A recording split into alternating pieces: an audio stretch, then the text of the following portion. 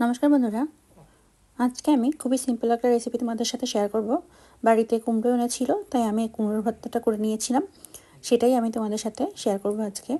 তো কুমড়োগুলোকে আমি কেটে নিয়েছিলাম এভাবে করে, ছোলা ছাড়িয়ে এইভাবে করে কেটে নিয়েছিলাম লম্বা লম্বা করে। এখন এর ভিতরে একটু লবণ হলুদ দিয়ে খুব ভালোভাবে কুমড়োগুলোকে আমি মেখে নেব, কারণ আমি ভাজবো, এটার জন্য এইভাবে করে মেখে নিলাম। এবার কড়াইতে আমি সাদা তেল দিয়ে দিচ্ছি। সাদা তেল দিয়ে তেলটা যখন গরম হয়ে আসবে, এর ভিতরে আমি কেটে রাখা কুমড়োগুলো দিয়ে দিচ্ছি। মানে নুন হলুদ যে মাখিয়ে রেখেছিলাম সেই কুমড়োগুলো একে একে সবগুলো দিয়ে দিলাম। দিয়ে এবার কুমড়োগুলোকে এভাবে আমি উল্টিয়ে দেব, মানে দু পিঠটা ভেজে নেব, এজন্য উল্টিয়ে দিচ্ছি।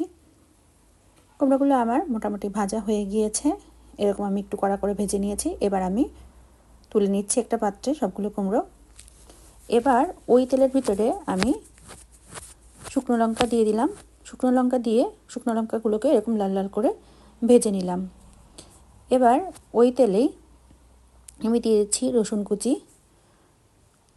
গোটা রসুনগুলো দিয়েছি, মানে রসুনের কোয়াগুলো দিয়ে দিয়েছি। এখন দিয়ে এর ভিতরে দিয়ে দিলাম আমি পেঁয়াজ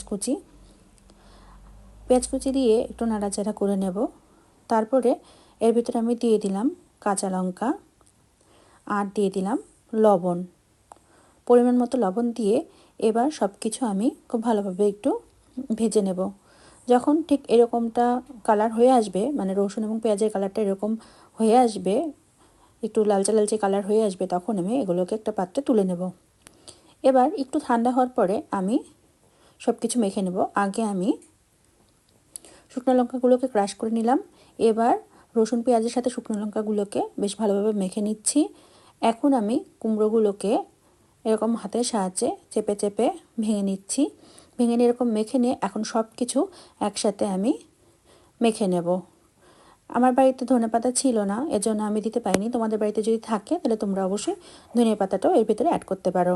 তো এটাই ছিল তোমাদের সাথে আজকে শেয়ার করা রেসিপি। আমার ভিডিওগুলো ভালো লাগলে অনুরোধ রইল আমার চ্যানেলটিকে সাবস্ক্রাইব করে আমার পাশে থাকার জন্য। তো আজকে এখানেই আসছি।